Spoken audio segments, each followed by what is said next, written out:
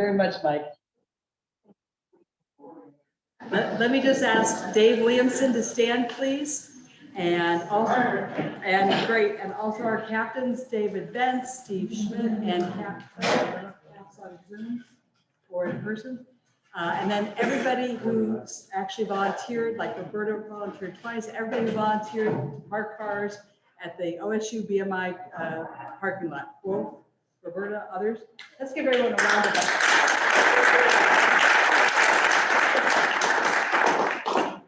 The total effort that John Susie, Dave Williamson organized, all of our captains led, the total effort resulted in over $9,000 to our club, and we're very grateful to BMI for being so generous. And if you still are in touch with Sharon Cooper, make sure to thank her. Thank you very much, Mike.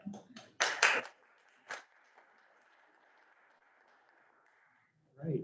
Do we have other announcements this morning? Claudia. Good morning. I have two quick announcements. The first one is that on October 15th, Friday the 15th, we will not be having our meeting here. We will be having our meeting at City Hall. Andy Keeler will be giving us a tour, and Megan Callahan will be giving us an update on the economic development in the area.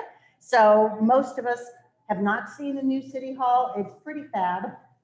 Bring friends, guests, come on over. It'll be a fun time. And then, what's the second one I'm supposed to do? Well. I forgot. No, the second one is something really important. I'll remember it in a minute. Okay. We look forward to that. Do we have other announcements? Hey, Mike, it's Ramona. Up on the TVs. Just a reminder, this Sunday at Scioto is the Wildfire Band, which is a Tom Petty cover band, beginning at 5, I think, until 7. Just bring your blankets, families, friends, and we'll all get together for a little social time. Terrific. Thank you. I just want to say thank you again to Roberta and the whole committee that put together the service project last week. I think we had a lot of fun, and it was a great feeling, and I know we're going to do it again in December. So thank you, and thanks to your committee for putting that all together. Caitlin, do you have an announcement? You have to come up here. Good morning, everyone. Caitlin, come up here. Caitlin. Yes, just I'm Caitlin, as everyone probably knows by now. So my announcement for the club is about Murder Rock, Dublin, Ohio. We have our fundraiser, our second fundraiser for our Dublin's Got the Talent Showcase on June 26th, 2022. Our second fundraiser is with Cluster Truck. you did that very well. Thank you. It's a dime to donate, so 30% of the total proceeds from that week alone will go to the club for the Dream Big campaign, which is part of the showcase. Anyway, they have Mediterranean food, tacos. I mean, they got everything on their menu. Just order from them, and you'll be helping us out. It's the last week of October that you'll be ordering from them. I'll put the promo code online as well for everyone, and an easy way to sign up as well. And then we have voting that's happening on Tuesday at our meeting. So I will tell you who's going to be the next president, vice president, secretary, treasurer, and so. So that's exciting news that we have enough people now to actually have a cabinet. All right. Well, you get to stay right up here, and we're going to invite Daryl Shorston to come up here because Caitlin and Daryl are going to do their member-to-member spotlight. And if anybody hasn't signed up for a member-to-member spotlight, please do. Ramona, maybe you could send out the email again to remind people to sign up. But without further ado, Caitlin and Daryl. I'm Caitlin. I'm Daryl Shorston, and my pleasure to invite and to greet Caitlin. Caitlin was born on April the 15th, and I didn't bring my glasses, and this is very small. And only I can read my handwriting. So. Yeah. Now, Caitlin wrote this. Oh, thank you very much. Look at that. You're good. Oh, this is much better. I can actually see this. Now, I didn't write this. This is Caitlin. She says she's not married, And she doesn't plan to get married. I'm going, no, that may change. You never know. I mean, some guy will definitely be lucky to have you. She has been with the Dublin AM Rotary for most of her life. Both Since I was in her diapers. great mother. Some of you changed. And her father were both members here at Dublin AM. And I remember sitting by a campfire and going to a rifle range, and we just did a lot of neat things. She has a pet named Sophie and Pika. I don't know how those names came up. Well, that's a long story. Yeah. So, You know how when you name your children, it takes 9 to 10 months, right? It took like a whole year. yeah. And you, That's all now I know. the fun fact is, how many committees are you on? I'm on 5 committees, not here, though I'm on one committee here, the Peace Committee. I'm also on 4 other committees. I'm with the Byron Saunders Foundation. Some of you might are familiar with that. I'm on the Fundraising Committee, and I'm on 3 other nonprofit committees as well. She's a That's a very fun fact. involved person. Gotta love her. All right, it's Daryl. With I glasses. call him my big D because he's like my dad, but like in a different way. He taught me how to drive, which That was was scary. scary. We had to get a little contract signed for his liability for me to drive him. It's all good. I'm sorry. No, he does have an awesome family. His wife is right over there, Jeannie. You can stand up. You're his better half. Yes. much better. The other 2 quarters of him are Adam and Eric. Adam lives down south, right? Nope, here, Eric lives down south. in I'm Augusta, sorry. Georgia. Yep, and then Adam lives in New York City. They're both doing relatively well for themselves, and they're both happy, which is great because COVID sucks.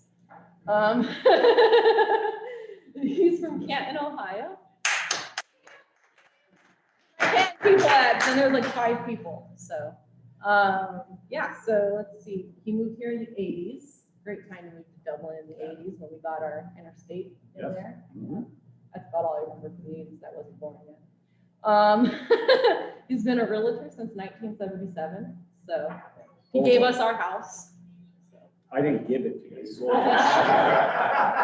Keywords, Caitlin, keywords.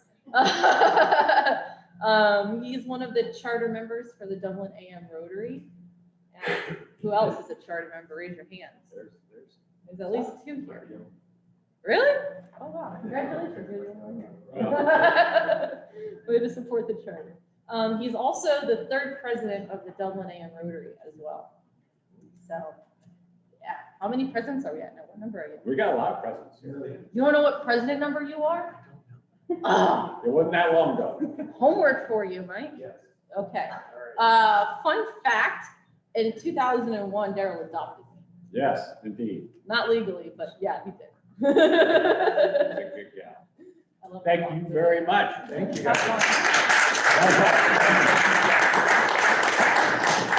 All right, let's welcome our Sergeant and immediate past President, David Bentz.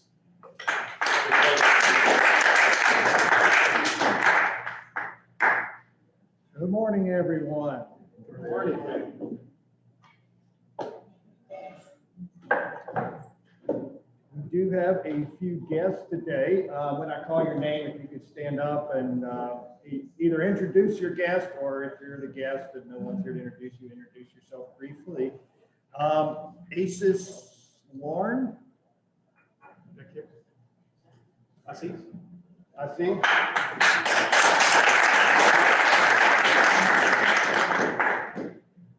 And we have Debbie Dahani from Columbus Rotary. Hi, Debbie Donahue. Donahue. Thank you. Welcome, Debbie. Leanne Shorston, who we just met. Welcome. Armin Romanian. Good morning, Armin Romania. And Greg V.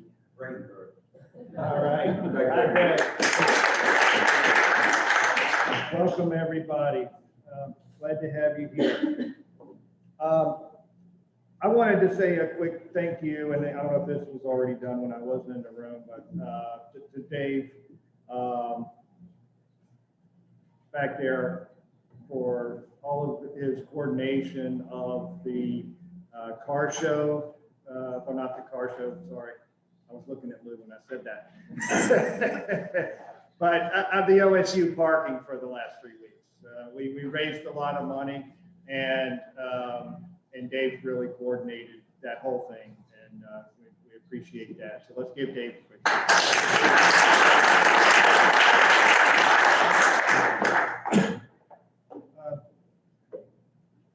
So this morning, as people came in,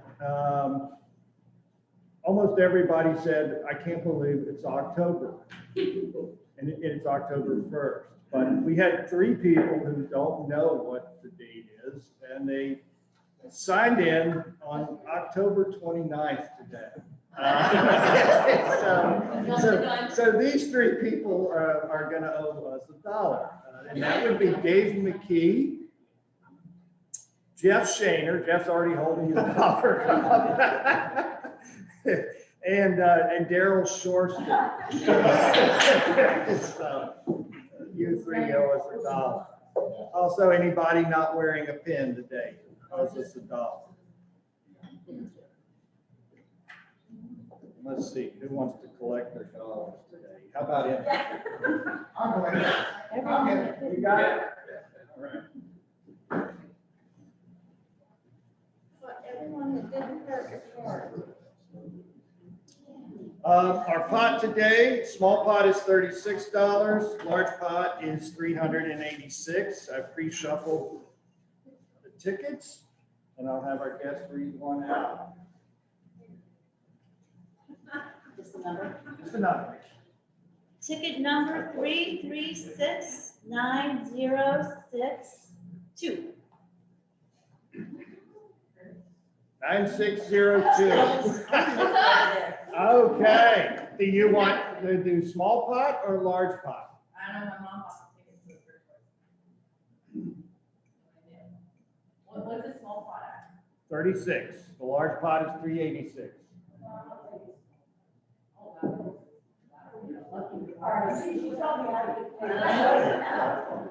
I'm her daughter, I'm supposed to know money. All right, we need a final decision. Small pot it is. You got it. Okay. And now we'll draw for the large pot. 3369097. Do we have a All winner? right, Lou. Lou, you are going to be looking for the 10 of clubs.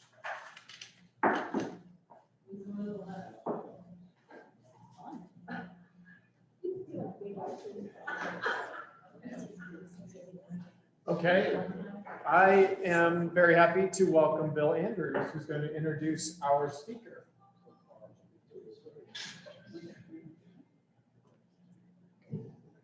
Thank you so much. And just again, in way of introduction, Debbie Donahue from Ohio Health, and joining her, Armin, who is president of Dublin Methodist Hospital and Grady Memorial Hospital. Right, so we will welcome him and folks. So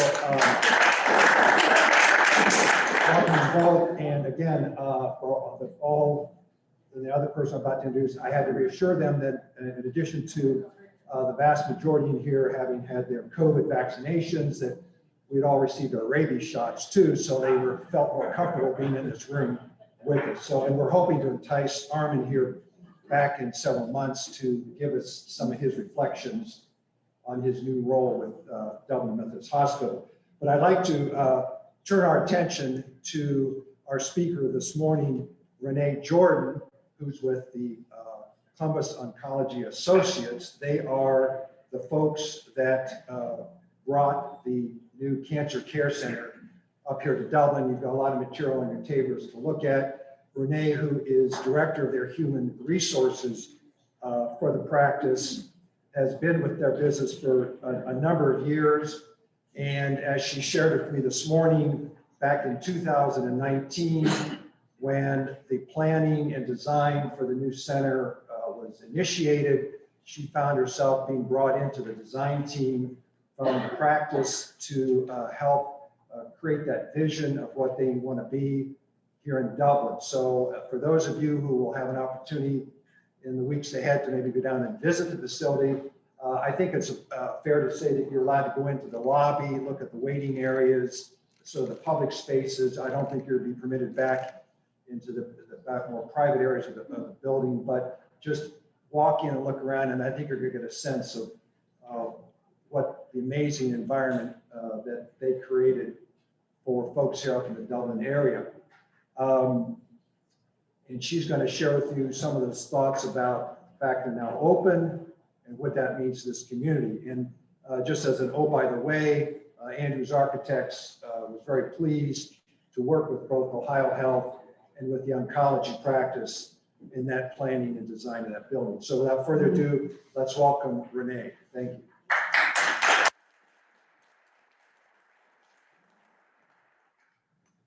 Thank you, Bill. I was going to call out Andrew's Architect if you didn't. What you can see is a rendering of the building before it was built. And really the Andrew's Architect team did a wonderful job with the interior and exterior design. So very, very happy with them. And also with Daimler, who was our general contractor, who, you know, through this COVID period, we built this building in 11 months. So that was really remarkable. I'll kind of take you back to the beginning though, but want to make sure that we call out Daimler and Andrews, and of course, Ohio Health, who's been just wonderful to work with. So we've had, Columbus Oncology has been around since 1987. We now have 14 physicians and about 105 employees who are non-physicians. So when I joined the firm 5.5 years ago, we had probably 60 employees and 9 physicians. So we are growing rapidly. And we continue to have double-digit percentage growth year over year. So we're trying to keep up, trying to hire more physicians, trying to stay on top of it. But since 1987, when we were 2 physicians over on Thomas Lane by Riverside Hospital, since that time, we've had a great relationship with the Ohio Health System. And that's where my doctors are credentialed. That's where they see their patients when they're inpatient. We've always had a really wonderful relationship with the Ohio Health team. And this project of the Dublin Cancer Center is no exception. So as I understand it, I wasn't part of the steering committee, but several years ago, Dr. Markovich from Ohio Health and a couple of other physicians from Ohio Health that are oncology specific decided, maybe with a little bit of help and pressure from a friend, to expand their oncology services into the Dublin area. As all of you know in this room, the Dublin area has expanded tremendously, as well as the areas that surround Dublin. And so kind of the constant, and luckily the Ohio Health Physician Group invited my physicians, my executive physician team, to be part of that steering committee. And they began meeting regularly after very long clinic days. These physicians and my executive director, Debbie Westcamp, would meet sometimes weekly, well into the evening, to talk about their vision for the Dublin Cancer Center and then begin planning. And as we talked about, make different compromises along the way. And of course, what we have now that I'll show you in a few minutes is really remarkable. But it's been a great example of collaboration and working well together and keeping our eye on the mission, which really was to provide state-of-the-art cancer care to folks in the Dublin community so that they can get care closer to home. What we know is our cancer patients, they don't feel good. They're scared, they're tired, they may feel ill from the effects of chemotherapy and their disease. And so kind of the mission was, let's get them almost everything they need in one building from a variety of physicians and supportive care people close to home. And so as I understand it and as I see it developed today, that's what we have. So I'll tell you a little bit more about it, but I wanted to give you a little bit of that history. So now I'm going to try to do this. We'll see if this works. All right. Where's my helper? Oh, that's okay. And also, in case this doesn't advance, on your tables, I've got a copy of my slide deck for you to take with you. And I also have a couple of our marketing pieces that do a really nice job of describing all of the services available at the Dublin Cancer Center. So what you see on this slide is a little bit of a summary of the services that are offered there, but really what I want to point out is where the Dublin Cancer Center is located. It's at 6700 Perimeter Drive, not Perimeter Loop. That's going to get you over by Giant Eagle, and we've had so many patients who have gotten lost. So it's Perimeter Drive, not Perimeter Loop. But if you can see the arrow on the upper left-hand corner, this is before the building was there. This was the last large plot of land buildable in what I kind of call the Dublin Medical Corridor. So it is very close to the Dublin Methodist Hospital, which is convenient for a lot of reasons. But right where Hospital Drive intersects Perimeter Drive, across the street, you'll see the Dublin Cancer Center. So that is where we are located. Here are a few pictures. My favorite one, though, is the one of the ground where it's just getting broken. That was a year ago, June, and that was very exciting. One of my doctors, Dr. Corliss, took his family and stood in the midst of this tall grass, this field with his kids, and now it's this beautiful building. So he likes to talk about seeing it go from that groundbreaking to what it is today. You can see all the beautiful design effects on this building. And it's really interesting to see it at night because the lighting features make it really remarkable. So I think that it's a beautiful building. Talked a little bit about how difficult it was to build this building during COVID. So we did it in 11 months. By we, I mean Daimler and Andrews. But this was during COVID. So we had times where our construction crews were sick. We had delays because of supply chain disruption. And both of our teams with Daimler and Andrews did a wonderful job of powering through all of those challenges during a difficult time. We wanted a great groundbreaking ceremony. We wanted a great steel, when you put in the final beam, what do they call that? There's like a ceremony where you lay the final beam, and we all went out there and everybody got to sign the beam. But we're all like behind masks, and we've got hard hats on, and it was just a different time, but certainly very exciting. So a little bit about that. But what I'd like to do now is show you the inside.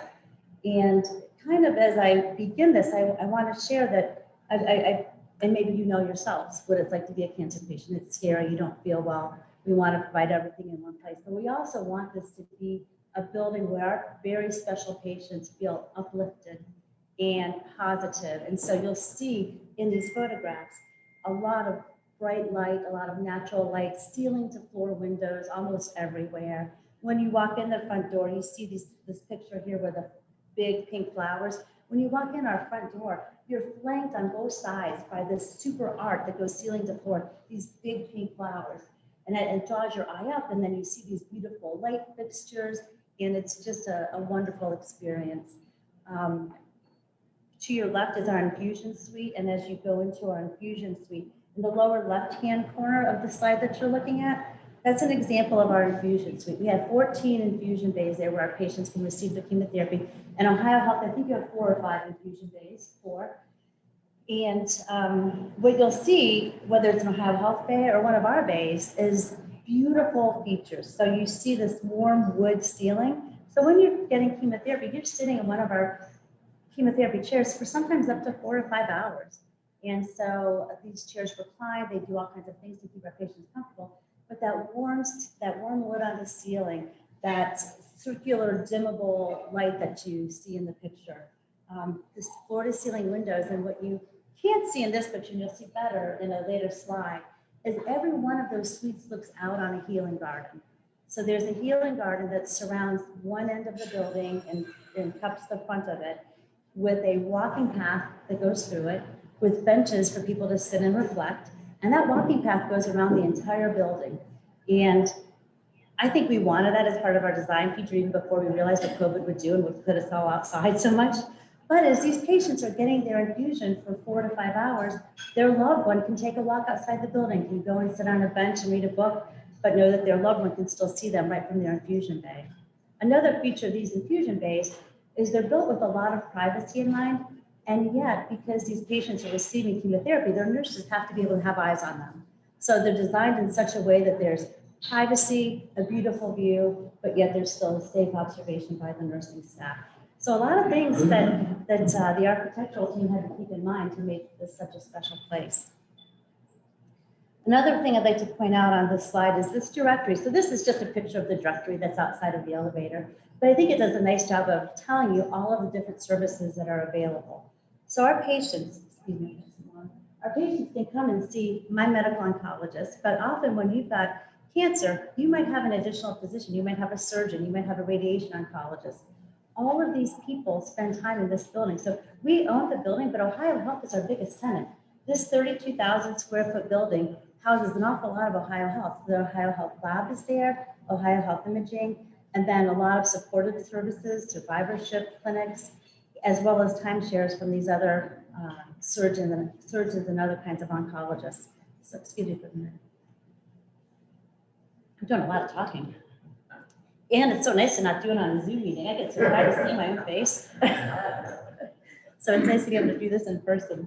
So I think this just does a nice job of showing you what else is there: massage therapy, imaging services, the OPG physicians, and survivorship clinic. And there's a tattoo clinic.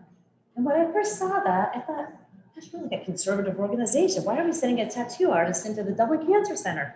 Well, if you're a woman who's had breast cancer and you've had breast reconstruction, these tattoo artists are specially able to make it more realistic. And so that's a very special feature, I think. We have something called the Over My Head Boutique, who has space inside the Dublin Cancer Center. And you might know of them because they've got a shop at Riverside as well. So this is a shop where our patients can buy head coverings if they've lost their hair due to chemotherapy and other things that make them still feel pretty despite what may have happened to their body. So it's a very special place. They can also buy their cold cap supplies there. Cold capping is a technique that some people do to preserve their hair during chemotherapy. And I don't know a lot of the technicalities behind it, but that you can get your supplies there. You get a bigger infusion bay because you have to bring a cooler with lots of dry ice, and you need to bring a partner who can help you change the dry ice on the cold cap, but it does seem for some people to reduce hair loss. So just a few of those features. So this is some of these slides. The two on the right, those are slides of our second floor atrium. And I want to take a minute to call out the Ohio Health Foundation. And is it Mark Mangio? Is that guy here? So the Ohio Health Foundation did a wonderful job of getting funds to support different parts of the Dublin Cancer Center. One example of that is Graves Piano. This beautiful baby grand piano that you see in the second floor atrium was donated by the Graves Piano Company. And that's for music therapy, and it's also just a beautiful piece of art almost in our second floor atrium. So that was a very generous donation. Also, and I can't name every donor, maybe Debbie can jump in if there's more that I missed, but the Gordon Flesh Company also made a huge donation. Behind this imaging services, there is a beautiful suite where people who are getting imaging done can change into their robes, have a nice place to store their things, very much of a spa feel. So we're grateful to other donors like those two who have made part of the Dublin Cancer Center really special. The exam room you see in the lower left-hand corner, I don't know if this picture does it justice, but what I'm trying to give you an impression of is what the colors are like. So we chose a very soft palette, a very soothing palette. All of the artwork, almost all of the artwork are flowers. My daughter, she took a tour, she's 14. She says, Mom, I'd really like to take a tour of the Dublin Cancer Center. You seem so proud about it, which I thought was so cute. And I'm glad that she sees that pride. So we went over and gave her a tour after hours, and she loved all the flower pictures on the wall. She thought they were inspiring. And then she saw the healing garden. Okay, this is the first year this healing garden has been installed. Plants take time to develop and get larger. She was so disappointed. So I thought you would have had more plants that look like the pictures on the walls in the exam rooms, Mom. I'm like, give it time, give it time. But I think, you know, again, the overall idea is just to have that uplifting feeling. So then just some more images to give you a sense of some of the Ohio Health imaging areas. There's a picture of the baby grand piano again. You also see some of the registration and scheduling spaces. And one thing that I think has been really special, being the director of human resources, I'm all about cultivating a culture where people get along, it's seamless to the patient, we treat our employees well, they'll treat the patients well. But what's really cool that's happened between the Ohio Health staff and the COA staff is they're seamless. So I have those, you know, employees from both organizations working side by side, and the patients wouldn't know the difference. If they're at the wrong station, they don't say, no, you're not here for Ohio Health, you're here for COA, or vice versa. They just kind of direct them together, and it's really become a wonderful thing. We've also worked really well together. We have gosh, when we first opened, we had weekly calls with everybody from every single division and department within the Dublin Cancer Center. How are things working? There were a lot of things to figure out. Now we maybe do that once a month, but still it's more like being part of one team and not two separate organizations. And I think that's really a tribute to both companies and our relationship. Here's you'll see maybe why my daughter was disappointed. Here's a close-up of the healing garden. And it is new, but we have these beautiful benches now. You can see the walking path that's really developed a lot.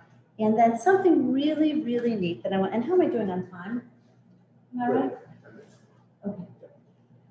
And I'm close to the end, and then I'll take some questions. But what you'll see on the right, and maybe some of you saw this on 10 TV, over the summer, these two little girls baked cookies and sold them. They had a huge bake sale, and they raised $1,400 and wanted to donate it to the Ohio Health Foundation, specifically for breast cancer.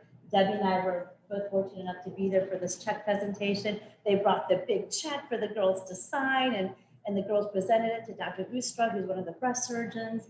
And what the backstory is, one of these girls had lost her grandmother to breast cancer before she was born and never got to meet her. And so these little girls, I think snickerdoodles was their specialty, if I'm right, Debbie. And they sold $1,400 worth of snickerdoodles and donated the money to the Ohio Health Foundation. So that was a very special thing to be a part of. So we've included a couple of photographs of them baking and then the check presentation. And it was just really, really neat. Dr. Ustra did a wonderful job receiving the check. And she said to the little girls, I'm a breast cancer doctor. I can help people like your grandma. So it was very special. So the Dublin Cancer Center has brought a lot of people together around a very common and valuable mission. And I am really proud to be part of it. These are our physicians that practice at the Dublin Cancer Center. The Columbus Oncology physicians are on the left, the Ohio Health physicians are on the right. They're all MD Anderson certified. And I think the other thing I wanted to mention is one of the goals of having all of these doctors in one place is they can sometimes collaborate real time on a patient's care if they're both in the office at the same time. So I think that's something new at least for my docs. So I'm proud of that. All right, Debbie, anything that you'd add? I would defer to our meeting if there's anything from. No, I think you did a great job of talking about the partnership, and I just emphasize a couple of things that Renee mentioned. One is that it really is a partnership, and healthcare is one of those things that I always like to say is a total team sport. And not any one institution can necessarily provide the care that we need. So the partnership has been wonderful. And then secondly, one of the key strategies for us at Ohio Health is this idea of bringing care closer to home.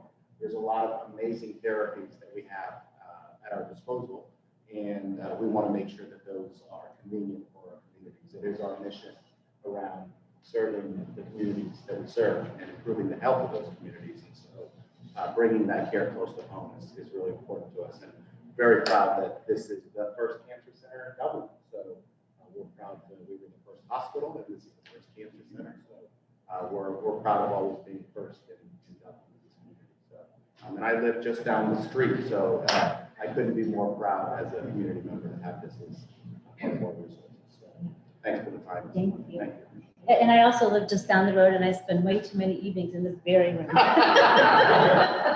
There are worse places to be. But one thing that as I look around the room, and I think of probably all of you, like me being a Dublin resident, you're concerned about the Dublin community. And so part of what I think you might be interested to know is the Dublin Cancer Center brought approximately 52 jobs to Dublin. And it's not a huge amount, but it's 52 new jobs to Dublin. And I think also not just having the care be convenient for our patients and their care providers, but it also keeps all those people eat when they're going to the doctor, they shop while they're waiting, it kind of keeps a lot of those monies in the local area too. So the commerce and I think the jobs are important to think about as well. I'm very people oriented, I don't usually think about that stuff. Yeah. Question? Yes. A point and a question. I think since you both live so close, you should seriously consider joining Dublin and Rotary. I will say it's a very welcoming and fun, gregarious community. I love it. And our technology is flawless. My question was, like, approximately how many patients are you serving currently, and what's the capacity in terms of how many patients you can serve at the events? I would say that we're probably, for COA, about 40 to 50% of capacity right now.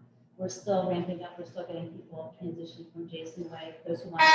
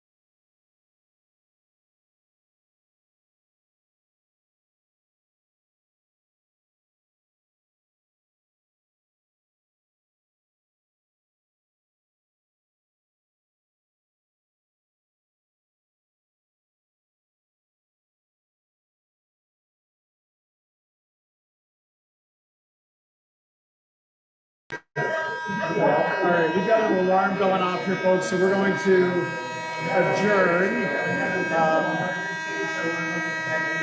Yeah, I'm just going to adjourn. Just make sure we get it. Yes, yeah, absolutely.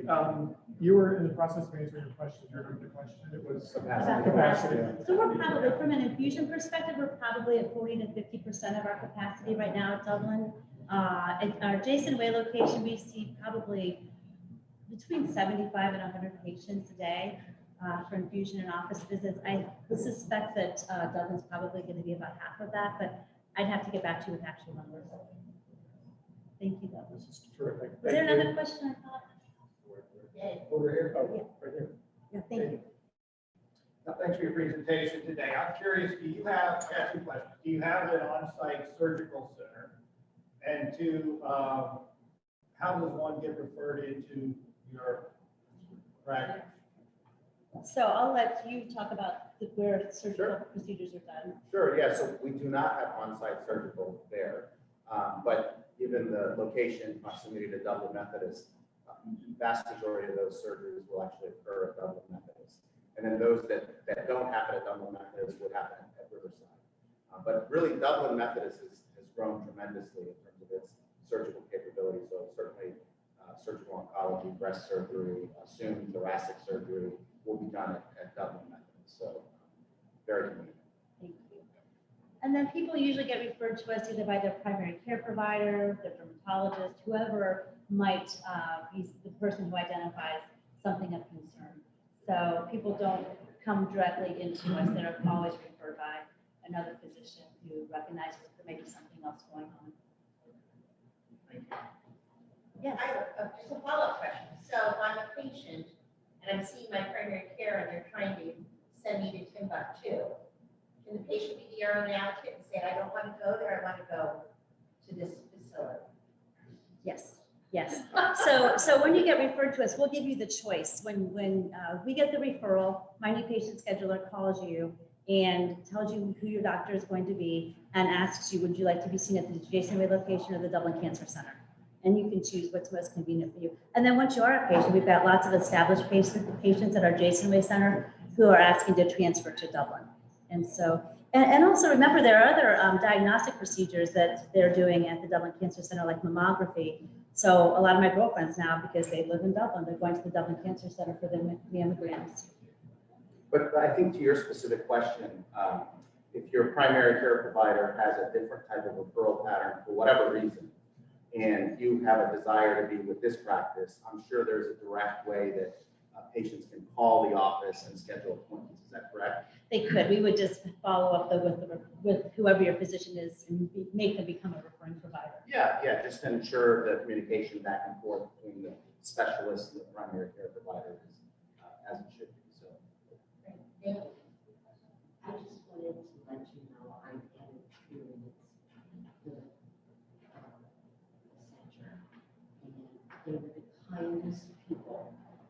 mean, it was just amazing.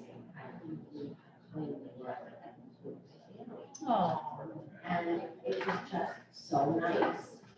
Thank you for sharing that. Yeah, we need that. That means everything. That means that we're all achieving our mission. So thank you for sharing. Terrific. All right, I'll turn it over to you. Thank You guys, you. thank you so much for having us.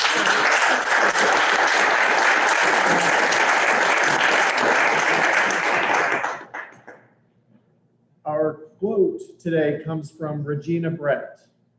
Cancer is messy and scary. You throw everything at it, but don't forget to throw love at it. It turns out that might be the best weapon of all.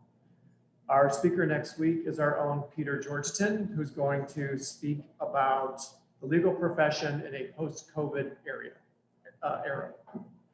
Have a great weekend. Thanks. Thanks, everyone.